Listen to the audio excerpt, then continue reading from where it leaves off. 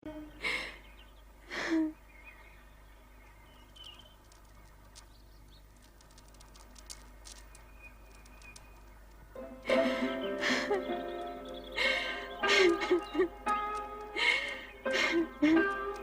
संध्या, मैं वशिष्ठ ऋषि हूँ। सृष्टिकर्ता ब्रह्मा जी ने मुझे तुम्हारे पास तुम्हारे क्रोध शोभ शमन के निमित्त भेजा। जब मेरे इष्ट देव शिव शंकर जी मुझसे कुपित हो गए हैं, तो मेरे इस जीवन का अर्थ ही क्या है? क्रोध शोभ शमन के उपरांत भी मेरे होने का क्या प्रयोजन? तुम्हारी प्रश्न पहली में ही तुम्हारा उत्तर भी है, अर्थात इष्ट देव शिव शंकर जी का कोप यदि तुम्हारा दुख है तो उन्हीं की प्रशंसा से तुम्हारा सुख भी हो सकता है। उनके कोप को शांत करने के लिए मुझे क्या करना होगा? देवादिदेव शिव शंकर जी की तपस्या। शिव शंकर जी अकेले ही धर्म अर्थ काम मोक्ष के आदि कारण है, आदि सृष्टा है, आदित्य है, पुरुषोत्तम है। उनसे तुम्हें सब कुछ मिल जाएगा। ओम नमः शिवाय इस मंत्र का जाप तब तक करती रहो जब तक शिव जी स्वयं प्रकट होकर तुम्हारा उद्धार करने के लिए बाध्य न हो जाए। मैं अवश्य करूंगी। अपने चित्त में ऐसा शुभ उद्देश्य लेकर तुम देवादिदेव शिव शंकर जी का चिंतन करो कि वो तुमसे प्रसन्न होकर स्वयं तुम्हें तुम्हारा अभिष्ट फल प्रदान करे। आपके मार्गदर्शन के लिए मैं अत्यंत आभारी हूँ। आपके आदेशानुसार शिव आराधना करके देवाधिदेव शिव शंकर जी को मैं अवश्य प्रसन्न करूंगी।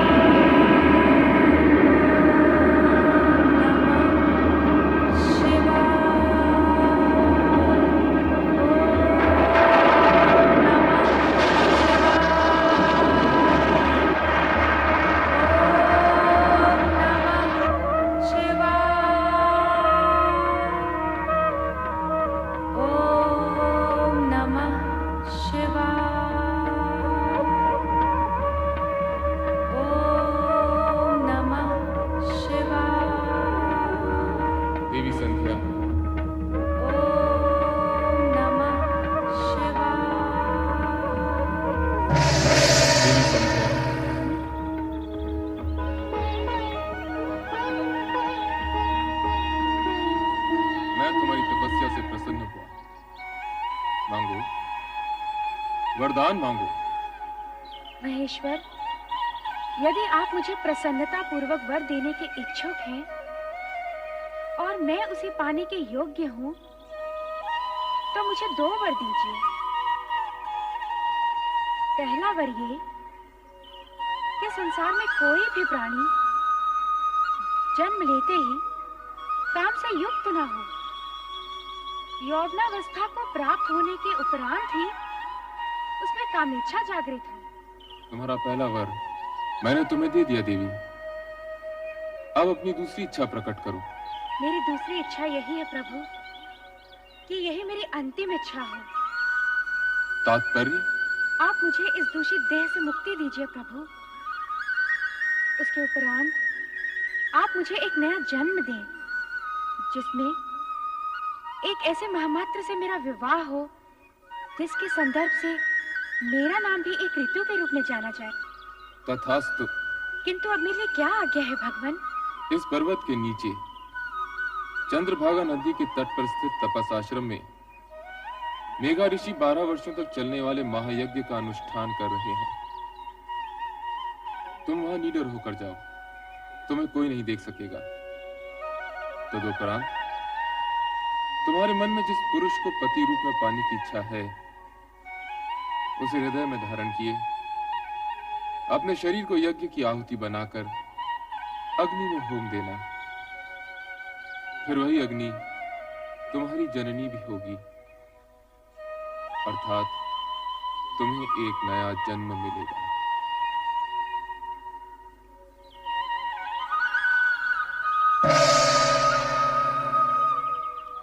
मेघा ऋषि। ओम आदित्याय नमः। ओम आदित्याय नमः। ओम आदित्याय नमः। ओम आदित्याय नमः। ओम आदित्याय नमः।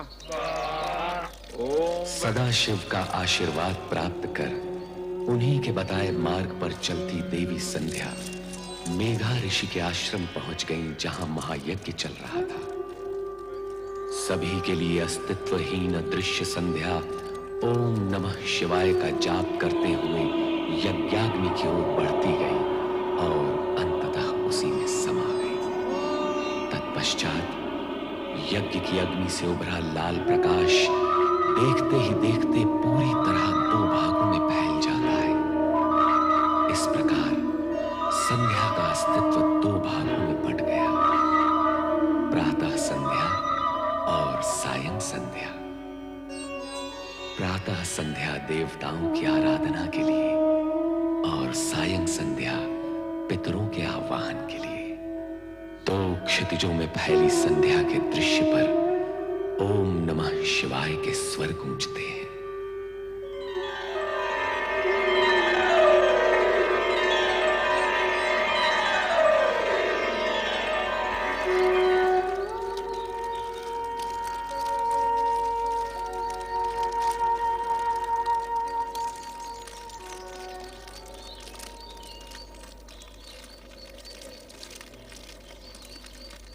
कौन है ये? कौन नारी है ये? प्रणाम ऋषिवर।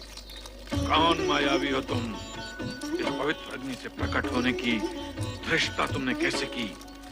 क्यों की? क्या प्रयोजन है तुम्हारा? उत्तर दो। मैं आपकी पुत्री हूँ पितृवर, आपके आशीर्वाद की आकांक्षिणी हूँ। धर्म, नीति, मर्यादा और व्यवहार के नाते मैं तुम्हारे प्रणाम और चरण स्पर्श के लिए तुम्हें दीर्घायु और सदैव प्रसन्न रहने का आशीर्वाद तो दे सकता हूँ, किंतु अकारण पितृत्व का अधिकार नहीं दे सकता। भला तुम मेरी पुत्री और मैं तुम्हारा पिता कैसे हुआ? भगवान शिव की अनुकंपा और कृपा के कारण ही ये संबंध स्थापित हुआ है पितृश्रेष्ठ। कल्याणी, बार बार मुझे पिता संबोधित कर क्या तुम मेरे पितृ भाव की परीक्षा ले रही हो? आप त्रिकालदर्शी हैं। आपको इस सत्य का ज्ञान तो अवश्य होगा कि मैं कौन हूँ, और आपको ये भी ज्ञात होगा कि आपकी परीक्षा लेने की क्षमता मुझ में नहीं है। हाँ भागे, क्या तू हमारे ज्ञान और जप तप को चुनौती देने आई है? नहीं पितृवर, नहीं। पुत्री अपने पिता के प्रति ये दुष्टता कैसे कर सकती है? फिर वही प्रलाप, पुत्री पुत्री पुत्री, कब, कहां और कैसे प्रमाणित हुआ कि तुम मेरी पुत्री हो? दुर्भाग्य है मेरा कि अपने पिता के सम्मुख उनकी पुत्री होना मुझे प्रमाणित करना पड़ रहा है। यदि आपकी आज्ञा हो तो मैं कुछ निवेदन करूं? करो, किंतु मुझे पिता और स्वयं को पुत्री ना कहते हो। यदि मैं आपके तन से उत्पन्न होती तो तनुजा कहलाती, यदि मन से उत्पन्न होती तो मानसी कहलाती, किंतु मैं आपके उस पुण्य से उत्पन्न हुई हूँ जो शिव की आराधना के प्रतिफल में आपका अधिकार है पितृवर। मैं पुण्यजा हूँ पितृवर। शिव आराधना के पुण्य से प्रतिफल में प्राप्त पुत्री को इतना कुछ ज्ञान है, और फल की प्राप्ति करने वाले पिता को इस विषय में कुछ भी ज्ञान नहीं। यह आश्चर्यजनक है, अद्भुत है। यदि ये सत्य होता तो स्वयं शिव भगवान इसकी पुष्टि करते, स्वयं निर्णायक होते, किंतु ऐसा नहीं। अब ऐसा ही होगा। हे देवों के देव, मुझे उबारो, मेरी रक्षा करो। ऋषिवर की पुत्री बनाकर जो सम्मान आपने मुझे दिया, ऋषि के सम्मुख उसे स्वीकृति से प्रामाणिक करो। दया करो भोलेनाथ, कृपा करो। हे देवों के देव महादेव, मुझ पर दया करो, कृपा करो मुझ पर, मेरी सुनो, मुझ पर कृपा करो देव। हे महेश्वर, मुझे दर्शन दो। देवों के देव महादेव, मुझ पर कृपा करो। हे भोलेनाथ, मुझ पर कृपा करो। हे महेश्वर, मुझे दर्शन दो। हे भोलेनाथ, मुझ पर कृपा करो, मुझे दर्शन दो। मेरी सुनो, हे भोलेनाथ, मुझे दर्शन दो, मुझ पर कृपा करो। हे देव, मुझे दर्शन दो। भोलेनाथ, मुझे दर्शन दो। हे देवों के देव महेश्वर, मुझे दर्शन दो, मुझे दर्शन दो देव।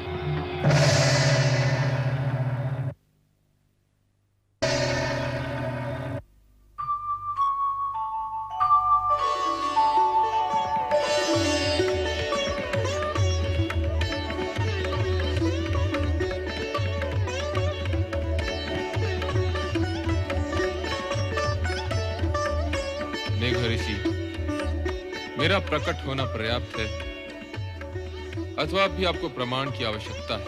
आपके प्रकट होने से ही सत्य प्रकट हो गया भोले भंडारी। तो फिर अपनी पुत्री का नामकरण कीजिए, उसे आशीर्वाद दीजिए। प्रभु, मैं आपकी आधी आज्ञा का ही पालन कर पाऊंगा। इसका नामकरण करके आशीर्वाद देने का कार्य तो स्वयं आप ही करेंगे। सूर्य की आभा है इसके मुख, अर्थात अरुण जैसी धरती से इसका मुखमंडल दीप है। इसलिए मैं इसका नाम अरुणधति निश्चित करता हूं। भगवान शिव शंकर की जय, देवी अरुणधति की जय, भगवान शिव शंकर की जय, देवी अरुणधति की जय। मेघा ऋषि, आपको देवी अरुणधति जैसी पुत्री प्राप्त हुई, इस सौभाग्य के लिए बधाई। अब इसका विवाह सप्त ऋषियों में विशिष्ट ऋषि वशिष्ठ के साथ कर इसके नाम को अमरता प्रदान करें।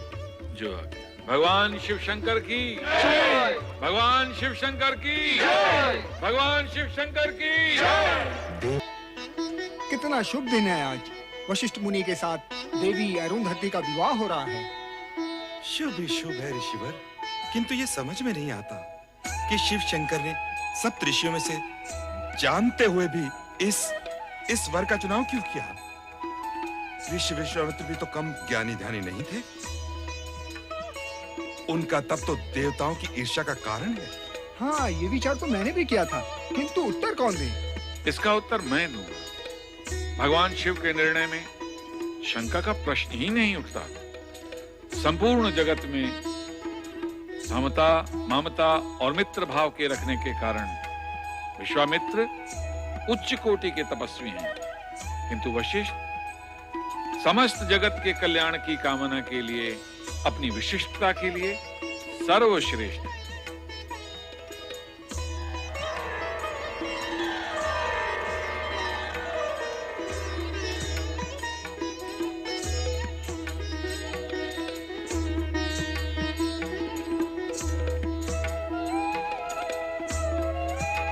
हे प्रभु, इस शुभ घड़ी में आपके आगमन की हम व्यग्रता से प्रतीक्षा कर रहे थे। ऋषिवर, पुत्री अरुंधति को मंडप में लाइए।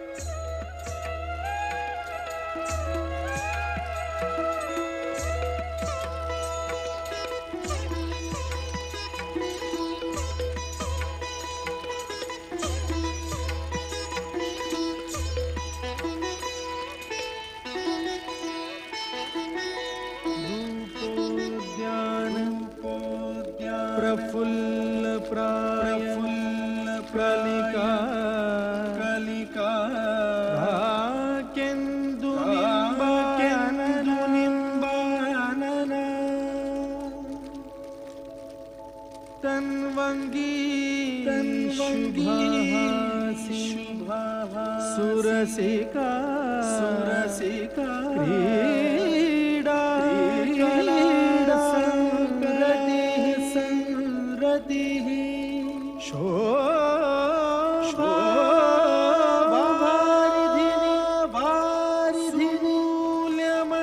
मूल्यमणि लावण्यलीलामणि शंछायाभाषिणि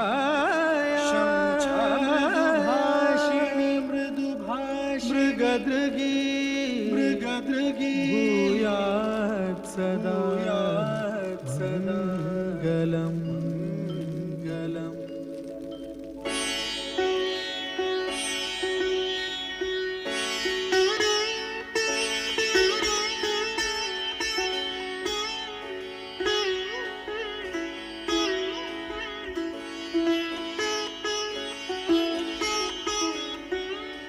देवी अरुंधति, मेरे जीवन में आनंद की फुहार बनकर आई हो तुम, हर्ष की वर्षा बनकर आई हो तुम, और उससे भी पहले श्रद्धा और भक्ति का सगुण रूप हो तुम। वो रूप पाने के लिए जो कष्ट तुमने सहे हैं, उनका वर्णन करना असख्य है। तुम महान हो, श्रद्धा की पात्र हो, मेरा तुम्हें बार बार नमन। मुझे लज्जित न करिए स्वामी। संध्या का प्रायश्चित और अरुंधति का ये रूप आप ही के कारण संभव हुआ है। यदि आप मुझे शिव भक्ति की महिमा न सुनाते, देवादिदेव शिव शंकर को मनाने का मंत्र न देते, तो आज हम दोनों का इस रूप में मिलन न होता। स्वामी, इस प्रकार जो भी हुआ है, उसका संपूर्ण श्रेय आप ही को जाता है।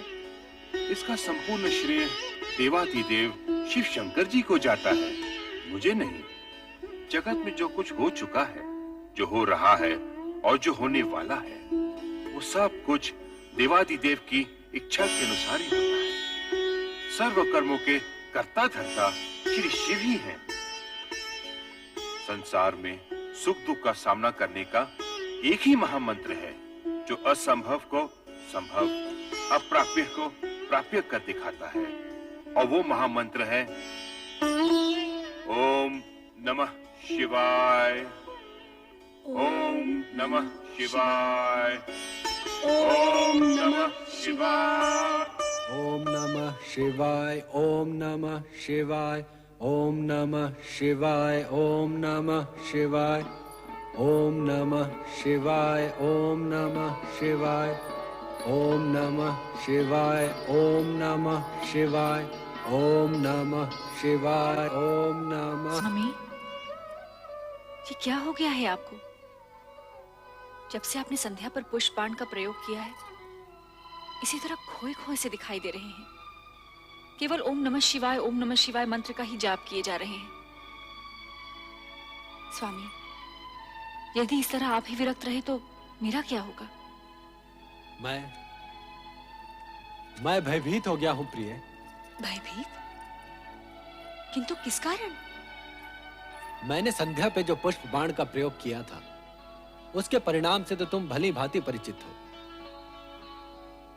कहीं ऐसा ना हो कि इस परिणाम का प्रकोप मुझे भुगतना पड़े। नहीं स्वामी, आपने तो केवल अपने कर्तव्य का पालन किया है, और कर्तव्य भावना से ऊंचा होता है। निसंदेह ये कोई अपराध नहीं है। परंतु रति, यदि भविष्य में कोई ऐसी अमंगल घटना घटित हो गई तो क्या होगा? नारायण नारायण। पुष्प धनवा भ्राता कामदेव, मुझे देखकर इस प्रकार आंखें चुराकर कहाँ भाग रहे हो? और देवी रति कहाँ अदृश्य हो गई? प्रणाम देवर्षि। नारायण नारायण, मैं तो तुम्हारा भ्राता हूँ कामदेव। मुझे देवर्षि का सम्मान देकर लज्जित न करो। सम्मान तो आपको देना ही चाहिए। अच्छा, अब मुझे प्रस्थान के लिए आज्ञा दीजिए। अरे भाग कर रहे हो भ्राता? मेरी पूरी बात तो सुन लो। आज्ञा कीजिए भ्राताश्री। अपने पुष्प बाणों से विचलित करके तुमने संध्या का तो कल्याण कर ही दिया। नारायण नारायण। कल्याण? वो कैसे?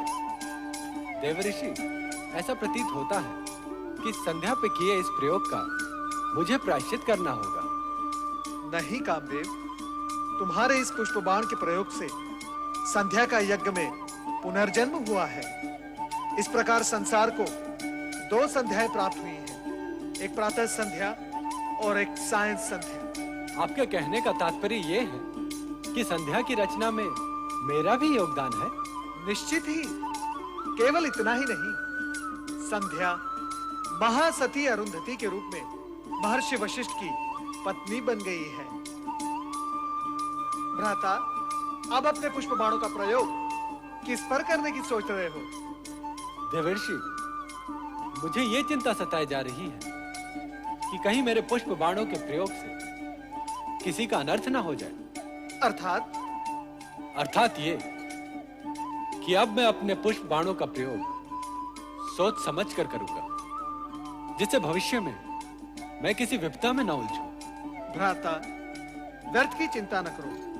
वर्तमान तो उज्जवल है ही, और भविष्य चराचरपति शिव शंकर के अधीन है, और यही सनातन सत्य है। मेरी बात मानो। परमपिता ब्रह्मा ने जो तुम पर दायित्व सौंपा है, उसे अपना कर्तव्य मान पुष्प बाणों का उचित समय पर उपयोग करते चलो। यही तुम्हारा धर्म है और कर्म भी। नारायण नारायण। ओम नमः शिवाय। ओम नमः शिवाय। परमपिता ब्रह्मदेव की जय हो। ओम नमः शिवाय। आओ नारद, तुम्हारा स्वागत है पुत्र। देवर्षि, इस बार क्या समस्या लेकर आए हैं? समस्या नहीं, मन में एक प्रश्न लेकर आपके दर्शन के लिए आया हूं मैं परमपिता। तुम तो स्वयं साक्षात प्रश्न हो। तुम्हारे आने का अर्थ है प्रश्न सन्मुख आ गया। पूछो, क्या पूछने के इच्छुक हो? मैं अभी अभी भ्राता कामदेव से मिलकर आ रहा हूं। संध्या प्रकरण के पश्चात वे अत्यंत विचलित रहने लगे हैं। अब वे अपने पुष्प बाणों का उपयोग करने से भयभीत होते हैं। ये उचित ही है नारद। उस समय तो कामदेव किसी तरह बचकर भाग निकला, किंतु अब उसे बहुत सोच समझकर अपने पुष्प बाणों का प्रयोग करना होगा। कामदेव को विवेक से अपनी शक्ति का प्रयोग करना चाहिए। आप सत्य ही कह रही हैं देवी सरस्वती, परंतु कामदेव ने अपने पुष्प बाणों का जो प्रयोग संध्या पर किया था, वो तो शुभ ही रहा। देवी संध्या अब सती अरुंधति बन गई है और ऋषि वशिष्ठ के आश्रम की शोभा बढ़ा रही है। हाँ, सो तो है। भगवान शिव के प्रत्येक कार्य का उद्देश्य उत्तम होता है, चाहे कुछ समय के लिए वो दुखदायी ही क्यों ना दिखाई दे। देवी, मेरे पहले प्रश्न का समाधान तो हो गया, परंतु दूसरा प्रश्न क्या है, वो भी पूछ लो। आपकी पौत्री, मेरी भतीजी दक्ष पुत्री सती बेचारी अपने पिता की इच्छा के विरुद्ध शिव आराधना कर रही है, उसका क्या होगा? शिव आराधना का परिणाम तो कल्याणकारी ही होता है। इस विषय में कभी कोई शंका मन में मत लाओ नारद। परंतु आप भ्राता दक्ष को समझाते क्यों नहीं कि सती की शिव भक्ति का विरोध करना छोड़ दे? ये असंभव है नारद। दक्ष अपना स्वभाव कभी नहीं छोड़ेंगे। अर्थात सती को अपने तप के बल पर ही पिता के विरोध का सामना करते हुए अपना अभीष्ट प्राप्त करना होगा। हाँ नारद, जो हो रहा है शिव की इच्छा से हो रहा है। तुम इस विषय में चिंता करना और प्रश्न उठाना छोड़ दो। ओम नमः शिवाय। नमः शिवाय। ओम नमः शिवाय। सर्वेश्वर भोलेनाथ, क्या मेरी आराधना में कोई त्रुटि रह गई है या आप मेरी धैर्य की परीक्षा ले रहे हैं, ये मैं नहीं जानती। किंतु स्वामी, आप मुझे शीघ्र ही दर्शन दीजिए। मेरी आंखें आपके दर्शन के लिए तरस रही हैं स्वामी, तरस रही हैं।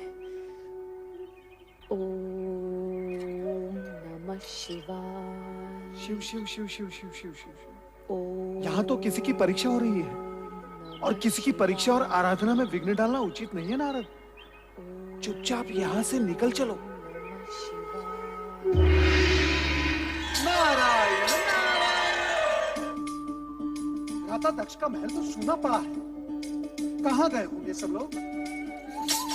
चलो नारद, भावज वीरणी के कक्ष की ओर, कदाचित वहां भेंट हो जाए। नारायण नारायण।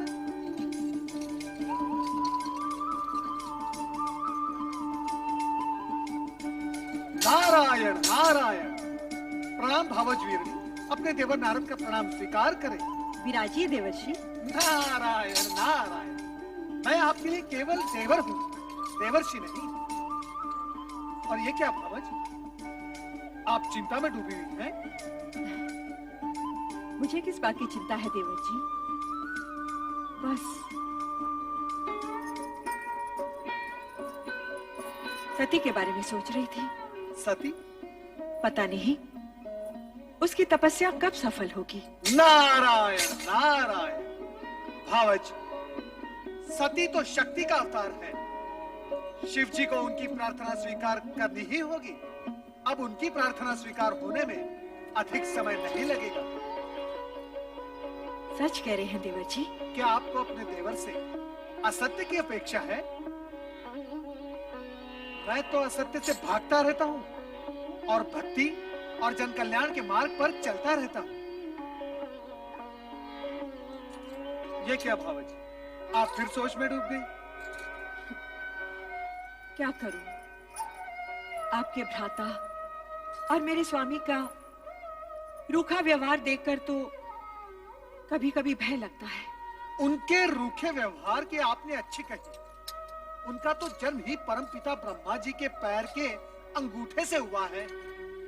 वो तो हर भली वस्तु को ठोकर मारने की सोचते रहते हैं। नारायण नारायण। और भगवान शिव जी का नाम लेते ही वो शिव शिव शिव शिव। भगवान भोलेनाथ उनको सद्बुद्धि दे, इतना ही मैं कह सकता हूँ। महाराज की जय हो। लो, जिनका नाम लिया वो पधार भी गए। अब मैं चलता हूँ। ठहरिए ना देवर जी, तनिक आप ही इन्हें समझाइए। शिव शिव शिव शिव शिव। क्या ये हठी जीव समझाने से समझने वाले हैं? नारायण नारायण। अरे नारद जी, आप? नारायण नारायण। भ्राता नारद कहिए ना भैया। आपके मुख से भ्राता शब्द सुनने के लिए ही तो मेरा आगमन यहाँ हुआ है। कहिए भ्राता नारद, कैसे हैं आप? तो चारों ओर भ्रमण करते रहते हैं। आपने हमारी शिव की धुन में खोई बेटी को भी कहीं देखा होगा। अब आप ही बताइए, क्या एक राजकुमारी को ये पागलपन शोभा देता है? आप उसे समझाते क्यों नहीं कि वो ये बचपना छोड़ दे? अब वो विवाह के योग्य हो गई है। नारायण नारायण। वो विवाह के लिए ही तो शिव आराधना कर रही है। क्या आप इतना भी नहीं समझते? उसकी आराधना सफल होगी, भगवान भोलेनाथ के साथ उसका विवाह होगा। इसमें आपको संदेह क्यों हो रहा है? नारायण नारायण। नहीं, मैं ऐसा नहीं होने दूंगा। मैं ये अनर्थ नहीं होने दूंगा। नारायण नारायण। भावज, आप क्यों व्याकुल हो रही हैं? होगा वही जो भगवान शिव शंकर को स्वीकार होगा। नारायण नारायण। मेरी सती का क्या होगा? क्या होगा मेरी सती का? मेरी सती का क्या होगा? मैं तुम्हें एक नहीं अनेक बार समझा चुका हूं कि सती को शिवाराधना साधना करने से रोको। उसे समझाओ महारानी कि वो अपने मन में शिव के प्रति इतनी निष्ठा भक्ति जगाकर अनर्थ ना करे। जो स्वयं अपने होने का अर्थ जानने के प्रयास में लगा हो, वो कोई अनर्थ कैसे कर सकता है? और रही बात सती को शिव की आराधना उपासना करने से रोकने की, तो स्वामी, आराधना उपासना निष्ठा ये तो मन की भावनाएं होती हैं, और भावनाओं पर भला कोई कैसे अंकुश लगा सकता है? ये सब कहकर तुम हमारी अवज्ञा कर रही हो महारानी। मैं ऐसी धृष्टता कैसे कर सकती हूँ? धृष्टता नहीं तो ये हमारी आज्ञा का पालन भी नहीं। महारानी, माँ होने के नाते अपनी संतान का शुभ अशुभ सोचना तुम्हारा कर्तव्य है, तो पथ भ्रष्ट होने पर उसे उचित मार्ग दिखाना तुम्हारा धर्म भी है। आप संभवतः उचित कह रहे हैं स्वामी, परंतु हमारी सती ना तो कोई अशुभ कार्य कर रही है और ना ही वो पथ भ्रष्ट हुई है। वो वही कर रही है जो उसके ज्ञान के अनुसार उचित है। तुम्हारा तात्पर्य है कि सती इस योग्य हो गई है कि उसे ज्ञान अज्ञान का बोध होने लगा है? नहीं महारानी नहीं, तुम्हारी ये सब बातें बुद्धिमता का परिचय नहीं दे रही। मैं आपके समान बुद्धिमान नहीं स्वामी, किंतु इतनी बुद्धिहीन भी नहीं कि तुम्हारी बुद्धिमता के दर्शन तो इसी सत्य में हो रहे महारानी कि अपनी अन्य युवा कन्याओं की अपेक्षा तुम्हें केवल सती की चिंता अधिक रहती है। तुम्हारी ममता नेह स्नेह सती के प्रति अधिक है। ये आपका भ्रम है स्वामी, सत्य नहीं। शरीर को अपने प्रत्येक अंग से एक सा मोह होता है, पुष्पमाला को अपने प्रत्येक पुष्प से एक सा स्नेह होता है, मुझे भी अपनी हर संतान से एक सा। शब्दों को उपमाओं द्वारा अलंकृत करने की योग्यता तो तुमने है, ये मैं जानता हूँ महारानी, परंतु क्या तुम मुझे ये बताओगी कि सती के लिए शिव आराधना ही क्यों आवश्यक है? मैं कहता हूँ कि शिव की अपेक्षा श्री हरि विष्णु जी की आराधना भी तो हो सकती है। हो सकती है, परंतु केवल श्री हरि विष्णु की आराधना करने वाला शिव जी का प्रिय भक्त नहीं हो सकता। उसी प्रकार शिव जी की आराधना करने वाला श्री हरि विष्णु का परम भक्त नहीं हो सकता। श्री हरि विष्णु और शिव जी दोनों ही एक दूसरे के पूरक हैं। इस हेतु श्री हरि विष्णु की उपासना करने वाले पर भोलेनाथ सदा प्रसन्न रहते हैं, और अजर अमर सदाशिव की उपासना करने वाला श्री हरि विष्णु की कृपा का पात्र होता है। महारानी, हमने तुमसे सती के मन में विवेक जगाने की बात कही थी, और उत्तर में तुमने ज्ञान भक्ति का पूरा अध्याय सुना डाला। परंतु एक सत्य ध्यान पूर्वक सुन लो महारानी कि हम सती की शिव भक्ति का विरोध करते हैं और करते रहेंगे। हम उसका गुणगान कभी नहीं सुन सकते। हमें शिव से घृणा है, घृणा।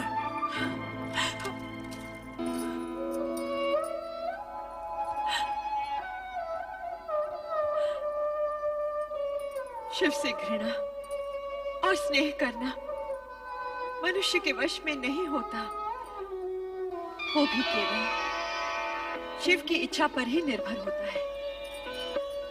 ओम नमः शिवाय, ओम नमः शिवाय, ओम नमः शिवाय। ओम नमः शिवाय।